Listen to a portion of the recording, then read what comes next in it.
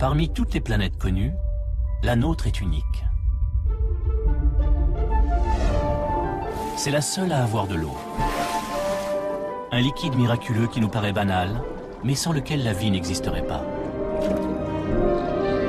Comprendre d'où il vient est l'une des grandes énigmes de la science. Des profondeurs de la Terre aux confins de l'univers, les recherches sont lancées pour découvrir les origines de l'eau.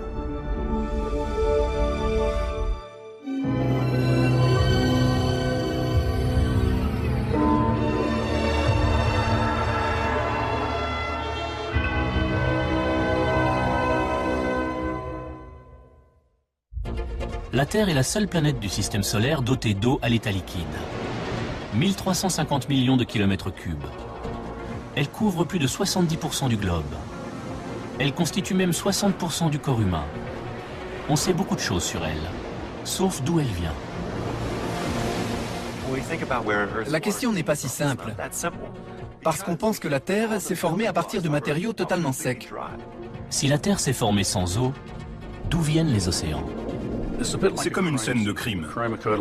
L'affaire s'est déroulée il y a longtemps et les preuves ont disparu. On doit enquêter, remonter dans le temps pour savoir ce qui s'est passé il y a 4,5 milliards d'années. C'est difficile.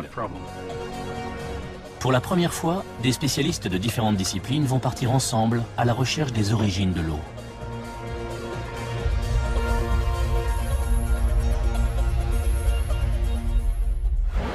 La question renferme des implications primordiales. On ne connaît aucun organisme qui n'ait pas besoin d'eau à l'état liquide pour vivre. Se demander comment la Terre a acquis son eau, c'est se demander ce qui rend une planète propice au développement de la vie. Pour percer ce mystère, il faut repartir en arrière jusqu'à la naissance du système solaire.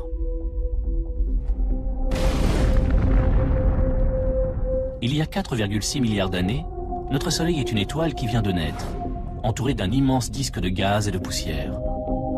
Pendant des millions d'années, il s'est condensé pour former les planètes. Loin du Soleil, il fait si froid que des planètes comme Jupiter se développent autour d'un noyau glacé. Plus près du Soleil, il fait autour de 500 degrés. La Terre se forme à partir de substances qui se condensent à haute température, comme la roche et le fer. Il fait trop chaud pour qu'il y ait de l'eau. Notre planète est complètement sèche. L'une des pistes envisagées est que l'eau aurait été apportée par des comètes venues des confins les plus froids du système solaire et composée essentiellement de glace. Toby Owen les étudie depuis plus de 40 ans.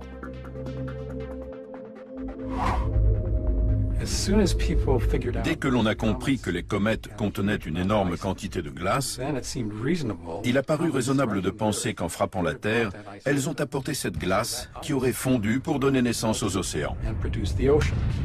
Pendant 600 millions d'années, la jeune Terre est bombardée par des centaines de millions de comètes.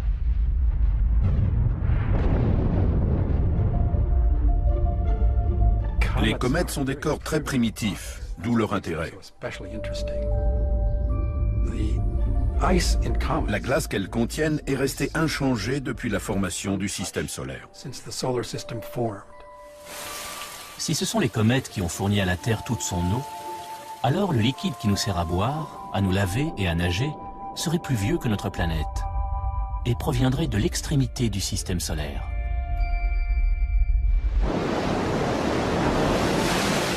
Reste à en trouver la preuve. Il faut aller chercher des indices dans l'eau terrestre et les mettre en relation avec d'autres choses comme les comètes pour essayer de comprendre comment l'eau est arrivée.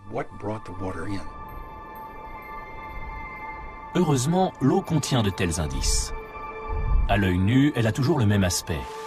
Mais certaines différences trahissent son origine. Toutes les molécules d'eau sont composées d'un atome d'oxygène et de 2 atomes d'hydrogène. Mais ce dernier se présente sous 2 formes. Pour l'essentiel, il s'agit d'hydrogène normal ou léger. Mais une minuscule fraction représentée en bleu est de l'hydrogène lourd. La proportion relative des 2 types d'hydrogène est révélatrice.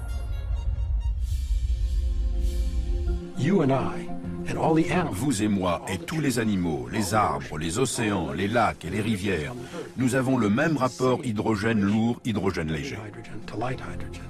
C'est notre eau, celle de notre planète.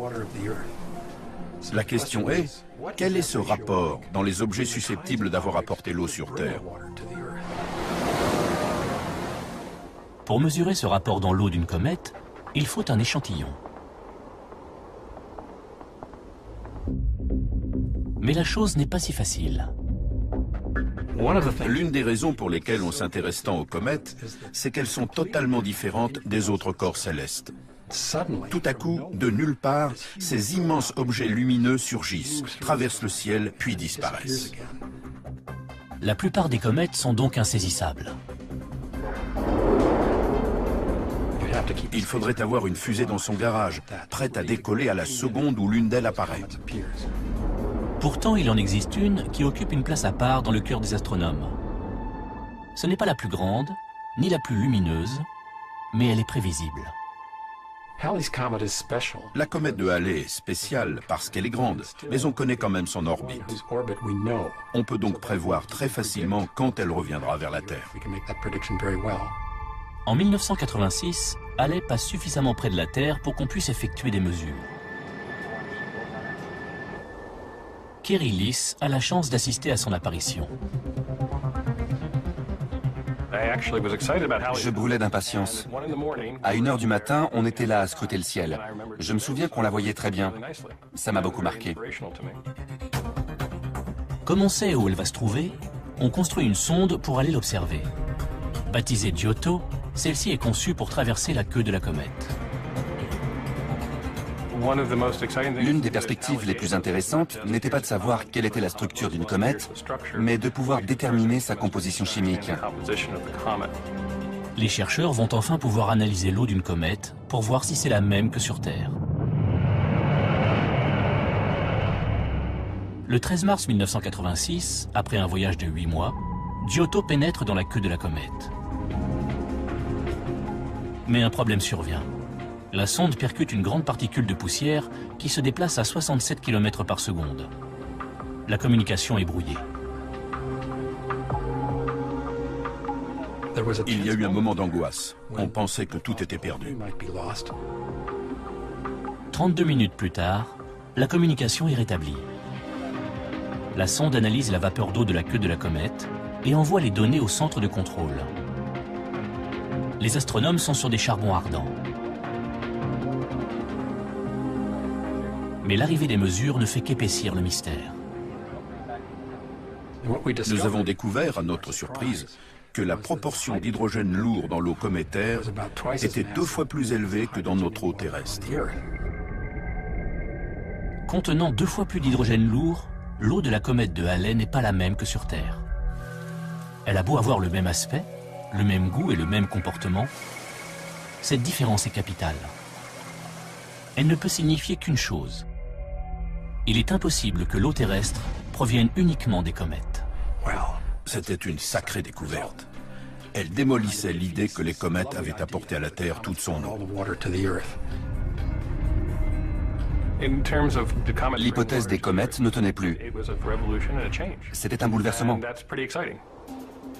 Mais il faut plus de preuves.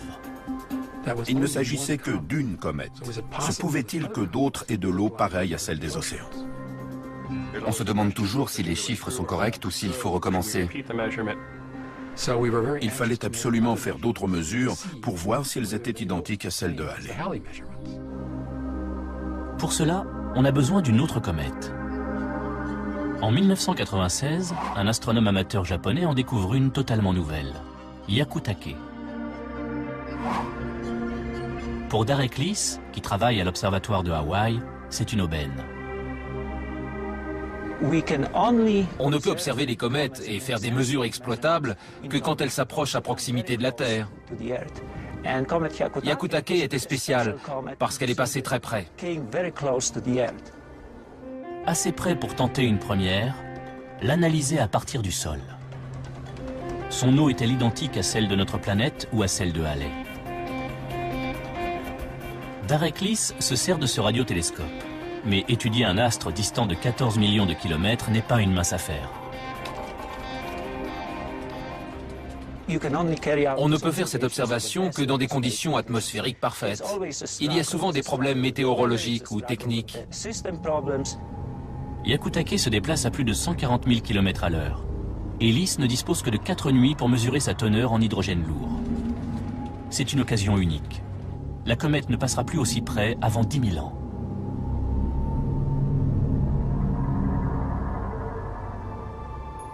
La théorie de l'origine cométaire de l'eau terrestre repose sur cette mesure.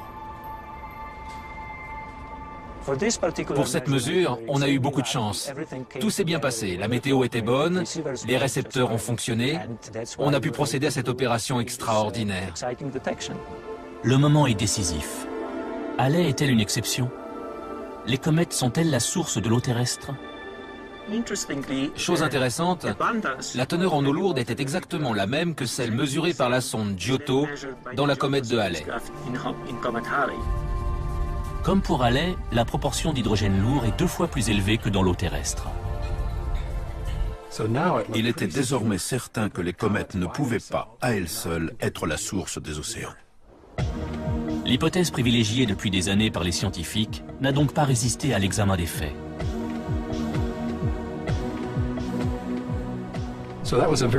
C'était très intéressant.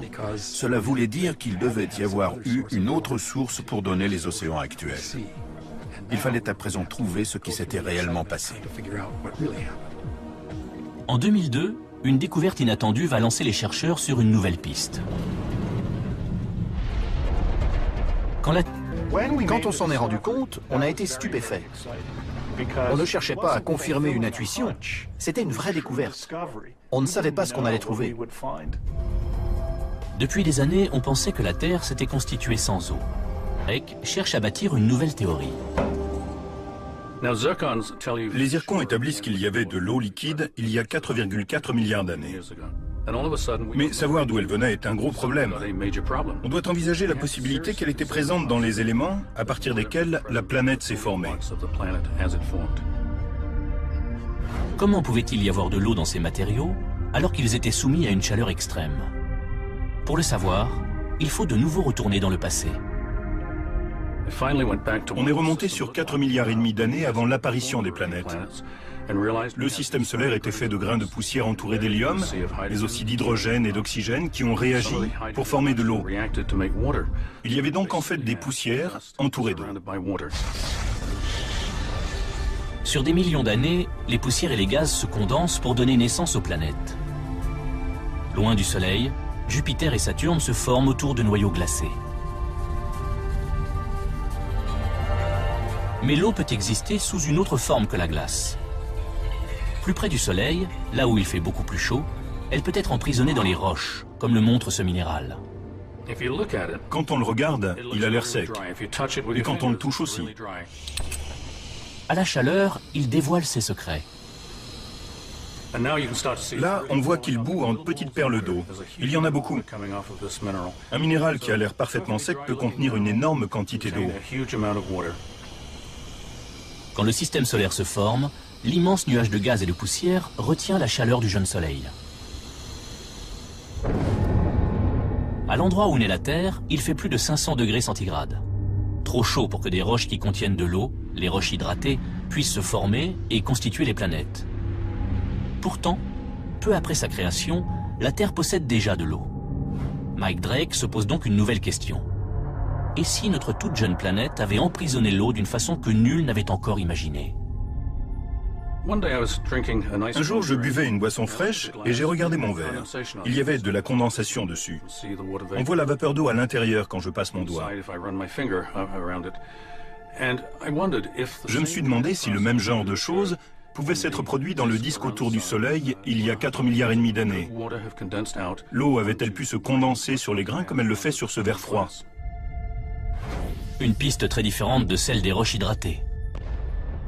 Si de la vapeur d'eau avait adhéré aux grains de poussière, ceci pourrait être à l'origine des océans. C'est une hypothèse totalement nouvelle. Mike Drake teste son idée sur l'un des principaux constituants du globe terrestre. Le minéral vert sur cette roche est de l'olivine. C'est le minéral le plus abondant dans les planètes rocheuses. Il y en avait beaucoup dans le disque autour du Soleil il y a 4,5 milliards d'années. La question est de savoir si tous les grains d'olivine qui constituent la Terre portent de l'eau. À l'aide d'un ordinateur, Drake modélise le comportement des grains d'olivine et de la vapeur d'eau dans les premiers moments du système solaire. Les résultats sont concluants. 30 grammes d'olivine permettent d'absorber environ 0,3 millilitres d'eau. Mais est-ce suffisant pour remplir les océans? Drake doit augmenter l'échelle de ses calculs. Combien d'eau une pile de grains d'olivine de la taille de la Terre peut-elle contenir? Quand nous avons lancé ces calculs, nous n'avions aucune idée de la quantité d'eau que nous allions trouver. Et nous avons été ébahis d'obtenir 10 fois le volume d'eau des océans actuels. Pour le professeur Drake, quand la Terre s'est formée, elle contenait déjà des milliards de litres d'eau. Cette eau adhérait aux millions de milliards de grains de poussière qui ont donné naissance aux planètes. C'est fabuleux d'avoir trouvé une autre réponse à l'une des questions les plus fascinantes de l'humanité, à savoir d'où vient cette eau sans laquelle nous n'existerions pas. Mais l'hypothèse de Drake ne fait pas l'unanimité. Elle comporte une lacune que même lui est incapable d'expliquer. Le type d'eau. L'eau terrestre possède une signature, la proportion d'hydrogène lourd qu'elle contient. Sa source devrait donc avoir la même signature. Or, l'eau qui se serait condensée directement à partir du disque de gaz et de poussière entourant le Soleil a la même apparence et le même goût, mais renferme 6 fois moins d'hydrogène lourd. Je ne prétends pas qu'on tient la solution. Tant que l'on n'aura pas la bonne proportion d'hydrogène lourd, on ne peut pas être sûr que ce processus est à l'origine des océans. Si l'eau de la Terre ne vient pas de ses matériaux de base ni des comètes, quelle est sa source? Le professeur Alessandro Morbidelli a élaboré sa propre théorie. Soudain, tout s'emboîte. Et vous avez l'impression de comprendre un morceau du passé que personne n'était là pour observer.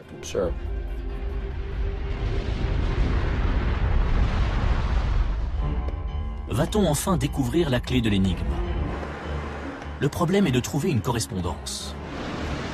Il doit y avoir quelque part dans l'espace le même type d'eau que sur Terre. La réponse pourrait se trouver dans ce morceau de roche et de métal. Peu de gens en savent davantage sur les météorites que Gary Huss.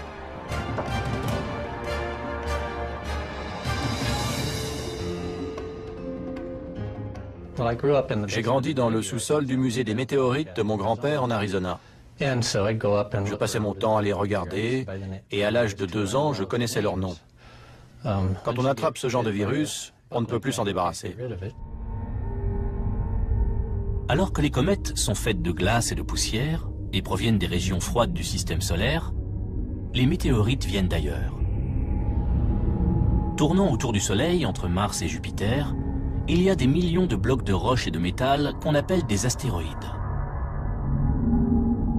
Certains font 300 km de large et pèsent plusieurs millions de tonnes.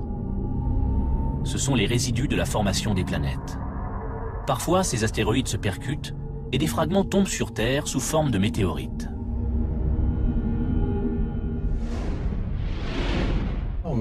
Les météorites sont parmi les objets les plus intéressants qu'on puisse trouver. Elles traversent la moitié du système solaire depuis la ceinture d'astéroïdes. Pour un scientifique, c'est un peu le Saint Graal. Mais que peuvent-elles nous apprendre de nouveau? Il y a 100 ans, on pensait qu'une planète s'était fragmentée et que tout était sec et chaud. L'examen d'une météorite au microscope révèle un autre tableau.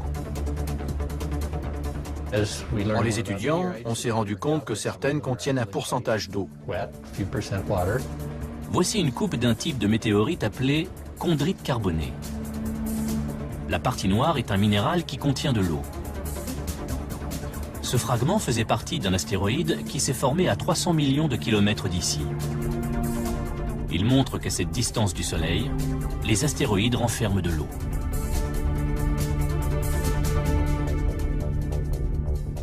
Il y a de l'eau dans la ceinture d'astéroïdes, depuis toujours apparemment, mais nous ne le savions pas. Cette eau est-elle identique à celle de la Terre? Pour le savoir, le professeur Huss mesure le rapport entre l'hydrogène lourd et l'hydrogène léger dans les météorites. Il se sert pour cela d'une microsonde ionique. On a la chance d'avoir l'une des microsondes ioniques les plus récentes. L'appareil envoie sur la météorite un faisceau de particules chargées. Tous les atomes d'hydrogène en sont expulsés. L'hydrogène lourd et l'hydrogène léger sont ensuite séparés pour que l'on puisse mesurer leurs proportions respectives. Une pièce essentielle du puzzle se met en place. Le rapport entre l'hydrogène lourd et l'hydrogène léger dans l'eau des astéroïdes est variable. Mais dans certains d'entre eux, il est exactement le même que sur Terre. C'est donc de là que viendrait l'eau de notre planète. La question est comment deux objets dans deux régions du système solaire peuvent avoir la même eau.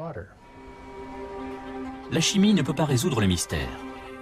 Mais le mathématicien Alessandro Morbidelli a une théorie qui pourrait expliquer comment l'eau de la ceinture d'astéroïdes s'est retrouvée sur Terre.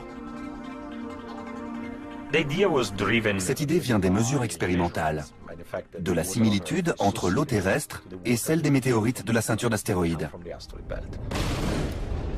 Morbidelli a complètement remis en question la formation des planètes du système solaire. Avant lui, les chercheurs se focalisaient sur les 4 planètes les plus proches du Soleil. Ils étudiaient comment la matière s'était condensée en des corps plus gros pour donner Mercure, Mars, Vénus et la Terre. Morbidelli a adopté une démarche révolutionnaire. Étudier la formation des 8 planètes du système solaire dans leur ensemble, de Mercure, la plus proche du Soleil, à Neptune, 80 fois plus éloignée.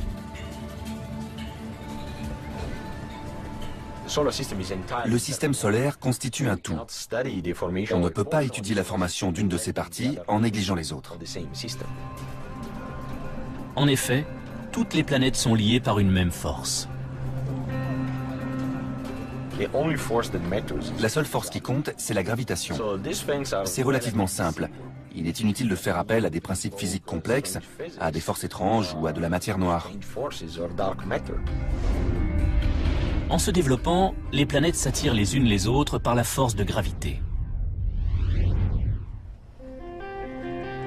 Morbidelli reproduit cette interaction à l'aide d'un modèle informatique qui le fait assister en direct à la création du système solaire. Environ 1 million d'années après la naissance du Soleil, le disque de gaz et de poussière du système solaire interne se condense en une quinzaine de mini-planètes. À l'étape suivante, ces mini-planètes se percutent pour en former de plus grosses.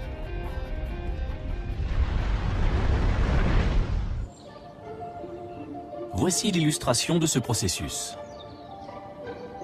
Les oranges représentent les mini-planètes proches du Soleil. Il fait trop chaud pour qu'elles aient de l'eau. Plus on s'éloigne, plus la température baisse. À 370 millions de kilomètres du Soleil, il fait assez froid pour que des mini-planètes se forment avec des roches hydratées. Elles sont représentées par ces légumes. La Terre naît dans cette région très chaude où normalement il ne devrait pas y avoir d'eau. La Terre s'est constituée à partir de matériaux provenant de cette région. Les mini-planètes tournent autour du Soleil sur des trajectoires presque parallèles, comme ceci. Elles entrent en collision pour donner la Terre. Mais alors la Terre, formée de mini-planètes sèches, serait elle aussi très sèche. Heureusement pour nous, ce n'est pas le cas. Il faut donc revoir notre modèle. En considérant le système solaire comme un tout, le scénario change. Un nouvel acteur entre en scène. Jupiter. la plus grande des planètes et l'une des premières à atteindre sa taille définitive. Elle est 300 fois plus massive que la Terre. Et très rapidement, elle fait sentir son influence. Représentée par ce ballon argenté, elle exerce une attraction considérable qui perturbe les orbites de ses voisines. Les mini-planètes, en particulier les plus éloignées du Soleil, adoptent un mouvement plus irrégulier et finissent par se rencontrer. Cela change tout.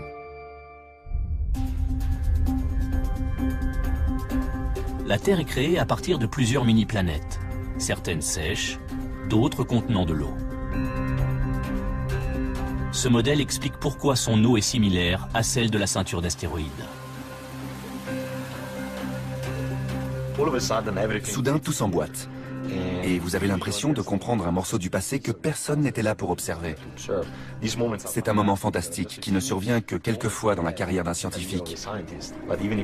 Mais même s'ils se produisent rarement, ces instants sont si extraordinaires qu'ils valent bien des années de travail. L'idée de Morbidelli est aujourd'hui la théorie dominante. Mais des zones d'ombre demeurent.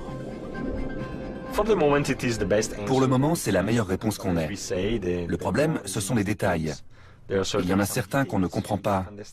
Il faut continuer à travailler jusqu'à ce qu'ils soient tous élucidés. La question est de savoir ce que devient l'eau terrestre lors des collisions incessantes que subit la planète. L'énergie dégagée par ces collisions est si forte qu'elle est capable de faire fondre la Terre. En plus, elle vaporise une partie de ses roches.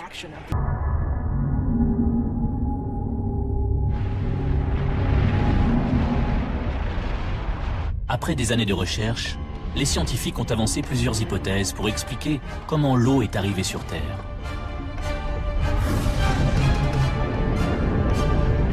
Mais la dernière étape de la formation de notre planète est une série d'impacts cataclysmiques. L'eau a-t-elle pu survivre à ce phénomène? La réponse se trouve dans le ciel. Depuis 13 ans, Robin Canup étudie la formation de la Lune. Les gens sont fascinés par la Lune, parce qu'elle est à nos côtés depuis le début de l'histoire humaine et de celle de la Terre. Tous les hommes ont contemplé la même Lune. La Lune est née d'une collision entre la Terre primitive et une mini-planète. La théorie privilégiée est celle de l'impact géant. Alors que la Terre finissait de se former, elle est entrée en collision avec un autre grand objet. Plus petit qu'elle, mais d'une taille comparable à celle de Mars. Donc un choc énorme. C'est la dernière des collisions géantes entre les mini-planètes qui ont formé la Terre. Pourquoi a-t-elle donné naissance à une Lune aride et pas à une Terre de plus grande taille? Un modèle informatique permet de le comprendre. La clé, c'est l'angle de l'impact. Quand cette collision est survenue, elle s'est produite sous un angle oblique. Et l'objet impacteur s'est trouvé dispersé en un long bras de débris qui s'est drapé autour de la Terre pour former un disque. En un laps de temps pas plus long qu'une vie humaine, ces débris se sont agglomérés pour constituer la Lune. Alors pourquoi celle-ci n'a-t-elle pas d'eau? Si on disperse ces roches en un disque autour de la Terre, de telle façon qu'il soit très étendu et couvre une immense surface sur laquelle les roches peuvent perdre leur eau, celle-ci tend à s'évaporer. Ce modèle explique pourquoi la Lune est sèche, mais pas ce qui est arrivé à l'eau terrestre. L'impact dont la Lune est issue est un événement d'une telle ampleur qu'il est difficile à appréhender.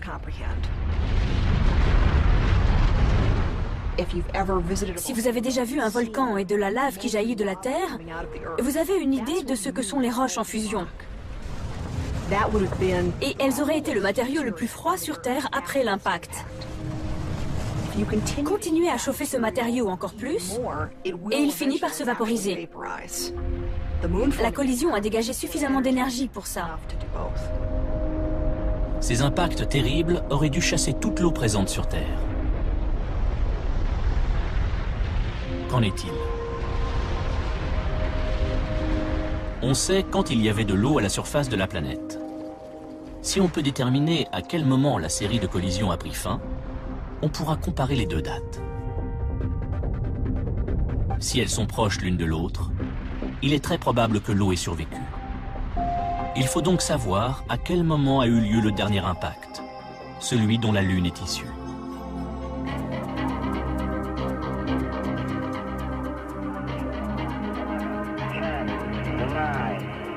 L'occasion se présente en 1969.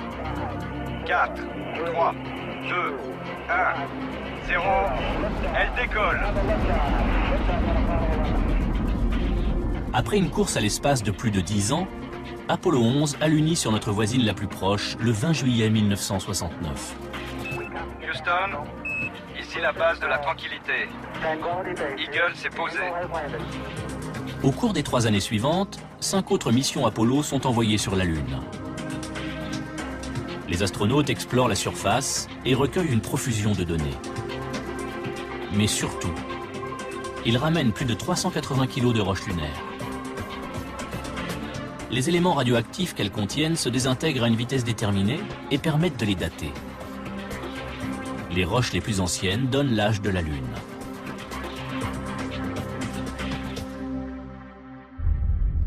L'impact a eu lieu il y a environ 4,5 milliards d'années. Puisque c'est la dernière grande collision que la Terre ait connue, c'est une date capitale. Très peu de temps après l'impact qui a formé la Lune.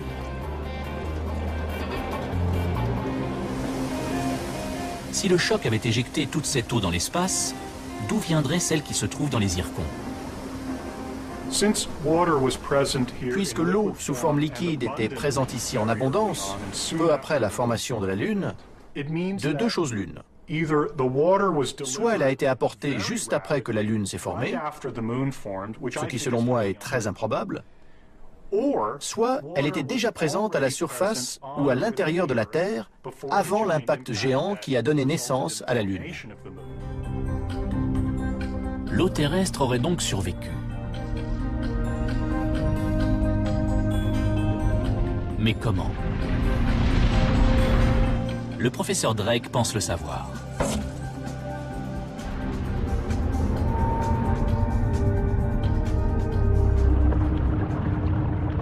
La collision avec un objet de la taille de Mars fut si violente qu'elle a fait fondre la Terre. On croit souvent que quand on fait chauffer quelque chose, l'eau disparaît. Mais c'est faux. L'eau terrestre a été dissoute dans la roche en fusion, qui s'est comportée comme une éponge. On peut dissoudre de grandes quantités d'eau dans de la roche liquide. La Terre primitive est une gigantesque boule de roche en fusion. Dissous à l'intérieur, il y a des milliards de litres d'eau. Qu'arrive-t-il ensuite? Cette Terre en fusion contient de grandes quantités d'eau qui doivent aller quelque part quand la planète refroidit. Le désert de l'Arizona montre ce qui se passe quand les roches se solidifient. Les roches qui cristallisent à l'intérieur du manteau terrestre gardent l'eau dans leurs minéraux. Ici, nous avons une roche à mica, du granit. Cette eau a été conservée pendant 4,5 milliards d'années. Les roches, qui se solidifient en profondeur, sous la lave, peuvent retenir l'eau. Mais la lave près de la surface donne un autre type de roche. Les roches près de la surface, comme celle-ci, vous voyez ces porosités. Elles perdent son eau en faisant de petites bulles, d'où ces trous. Imaginez qu'il y ait des roches comme celle-ci sur toute la planète, libérant de la vapeur d'eau dans l'atmosphère. Regardez cette montagne et imaginez la quantité de vapeur d'eau qui sortirait lors de la cristallisation. Partout sur la planète, la vapeur d'eau s'échappe des roches en train de refroidir. L'atmosphère en est gorgée. 100 millions d'années plus tard, la Terre est suffisamment froide pour qu'une croûte se forme. Une pluie brûlante s'abat, s'écoule en rivière et finit par former les océans. En quelques dizaines de milliers d'années, la Terre se retrouve avec autant d'eau qu'elle en possède aujourd'hui. Mais elle n'a toujours pas son aspect actuel. L'eau est verte et le ciel est rouge, saturé de dioxyde de carbone. 1 milliard d'années passent et la vie apparaît, libérant suffisamment d'oxygène pour modifier à jamais l'atmosphère. Pour finir, c'est la vie qui donne à la Terre ce visage familier. C'est en étant emprisonné dans le magma que l'eau est parvenue à se maintenir. Mais il manque un chapitre à l'histoire.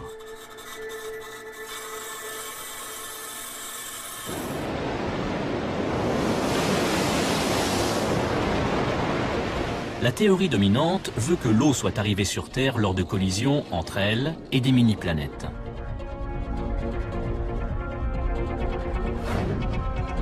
Mais ce n'est pas tout. Pour moi, il y a eu plusieurs sources différentes. Les comètes, par exemple. Mais les analyses ont montré qu'elles ne peuvent pas être à l'origine de toute l'eau terrestre.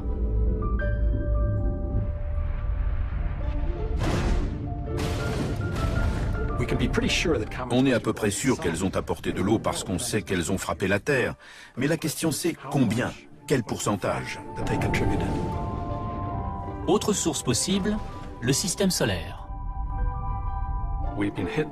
Les comètes et les astéroïdes ont pu fournir une partie de l'eau. Mais cela ne suffit pas. L'essentiel a dû venir de l'absorption de l'eau par les grains de poussière avant la formation de la planète.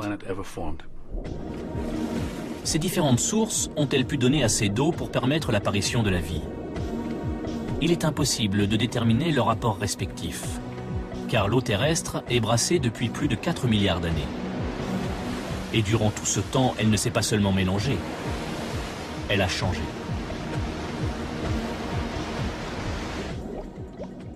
Les océans ont subi de nombreux phénomènes depuis la naissance de la Terre. La pluie, la neige, tout cela a modifié la composition de l'eau. Mais à quel point? Personne ne le sait. Il existe pourtant un endroit où on pourrait le déterminer. Un archipel volcanique dans le Pacifique. À Hawaï, Gary Huss est à la recherche de l'eau la plus ancienne de la Terre. Les volcans d'Hawaï forment ce qu'on appelle un point chaud. Un endroit où la lave s'écoule en permanence. Les roches des îles hawaïennes viennent de la partie la plus profonde du manteau, à des milliers de kilomètres sous la surface. Ce sont des échantillons impossibles à obtenir autrement. En examinant l'eau emprisonnée dans ces roches, Gary Huss examine en fait de l'eau venue du centre de la Terre. Si on veut déterminer la composition de l'eau présente sur Terre au moment de sa formation, c'est le seul endroit où regarder. Y a-t-il de l'eau primordiale dans les profondeurs de la planète? Ah, c'est ça? C'est chouette. Sa démarche est inédite et elle semble prometteuse. C'est un échantillon parfait pour ça. Les premiers résultats sont très encourageants. Il apparaît que l'eau des profondeurs de la Terre est différente de celle des océans. Très différente. Tellement différente qu'il pourrait s'agir d'eau primordiale, inchangée depuis la naissance de la Terre. Ces recherches pourraient apporter des réponses extraordinaires à la question de l'origine de l'eau. Hawaï n'est pas le seul site étudié. L'équipe s'intéresse aussi à un autre point chaud, l'Islande. Si on peut trouver des résultats précis à Hawaï, puis aller en Islande et trouver autre chose, on aura non seulement des différences entre l'eau du manteau et l'eau de surface, mais aussi entre deux volcans situés dans des régions différentes. Il y aurait donc plusieurs sources. Un jour, dans les entrailles de la planète, on trouvera peut-être des réservoirs d'eau primordiale tous différents. Cette découverte signifierait que notre eau possède bien plusieurs origines, avec des conséquences remarquables.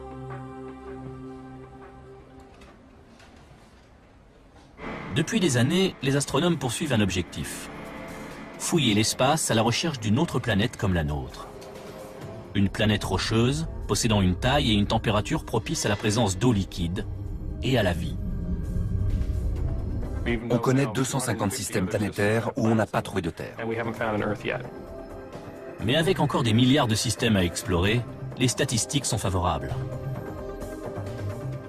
Il y a 100 milliards d'étoiles dans notre galaxie, dont 10% seraient des étoiles semblables au Soleil. Parmi elles, on pense que 10% possèdent des planètes. Cela fait 1 milliard d'étoiles susceptibles d'avoir une planète comme la Terre. Reste à savoir s'il y a de l'eau dessus.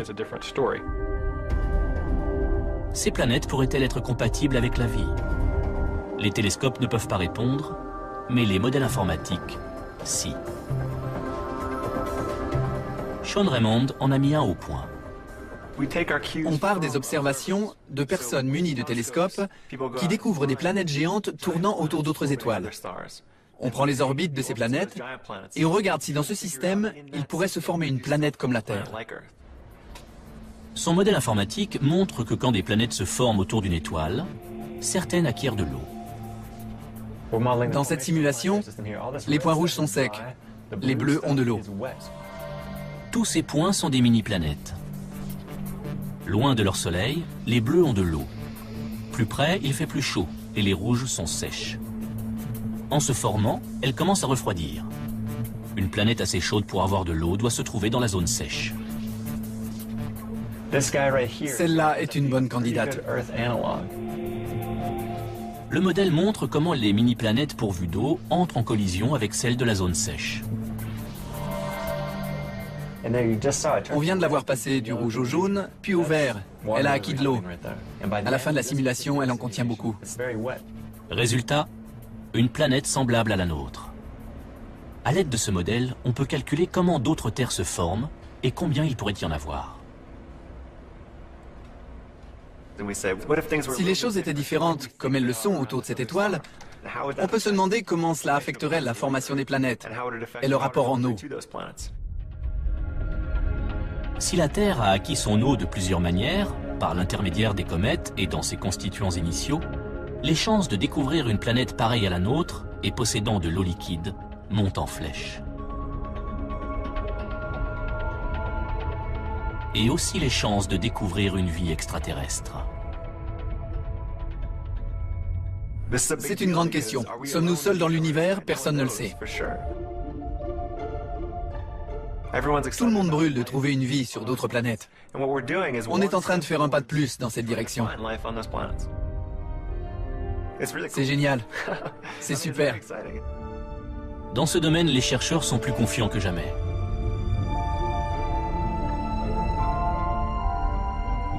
Quand on me demande si la vie existe ailleurs, je réponds oui. La vie telle qu'on la connaît, sur une planète rocheuse avec de l'eau, la réponse est oui.